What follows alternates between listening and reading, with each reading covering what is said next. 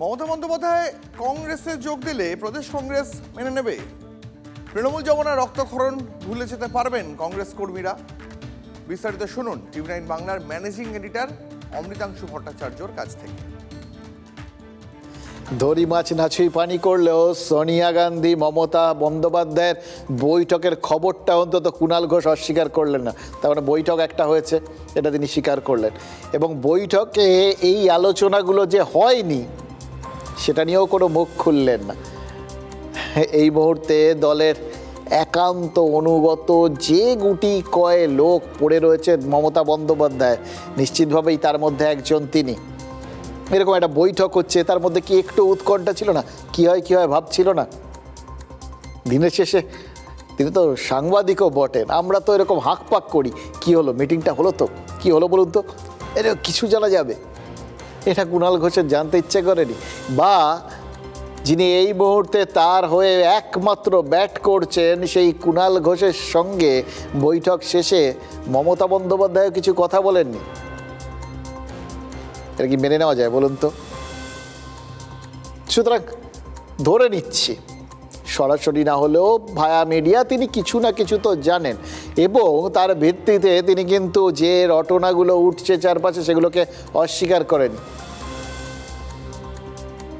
তাহলে বৈঠকে আলোচনা হয়েছে ওই মমতা বন্দ্যোপাধ্যায়, অভিষেক বন্দ্যোপাধ্যায় কংগ্রেসে যোগ দেওয়ার প্রস্তাব নিয়ে, বা এরকম প্রস্তাবটা আদৌ এসছে কি না সে বিষয়টা আপাতত ধোঁয়াশার মধ্যে রেখে দেওয়াই তিনি শ্রেয় বলে মনে করেছেন। এটাই তো ধরতে হবে।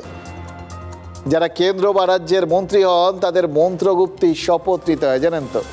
পদে থাকাকালীন যে সমস্ত গুরুত্বপূর্ণ গোপনীয় তথ্য তাদের কানে আসবে, সেই সমস্ত কথা পদ থেকে চলে গেলেও সারা জীবনে 5 কান না করার শপথ নিতে হয়।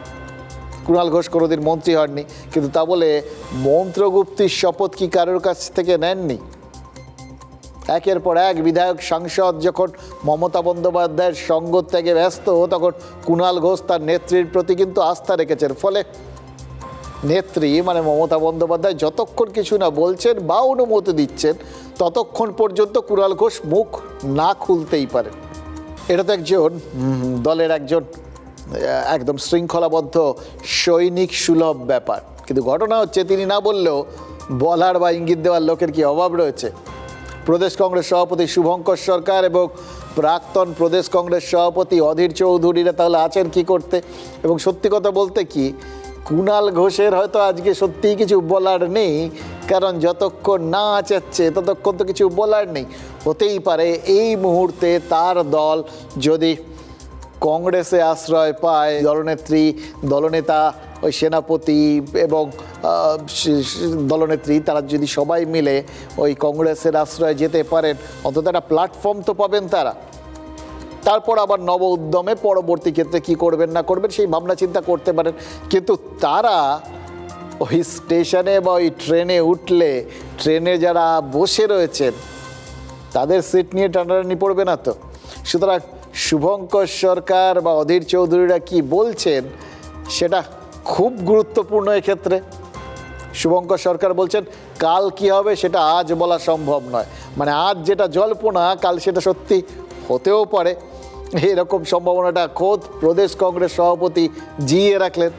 আর দ্বিতীয়ত, অধীর চৌধুরীর বক্তব্যটা তো এই পরিস্থিতিতে আরও বেশি গুরুত্ব এবং আরও বেশি ইঙ্গিতপূর্ণ। কংগ্রেসের ওয়ার্কিং কমিটির সদস্য বলেছেন তার সাথে তৃণমূলের রাজনৈতিক বিরোধিতা ছিল, তিনি তৃণমূলের আগ্রাসন থেকে তার দল কংগ্রেসকে রক্ষা করতে চেয়েছিল।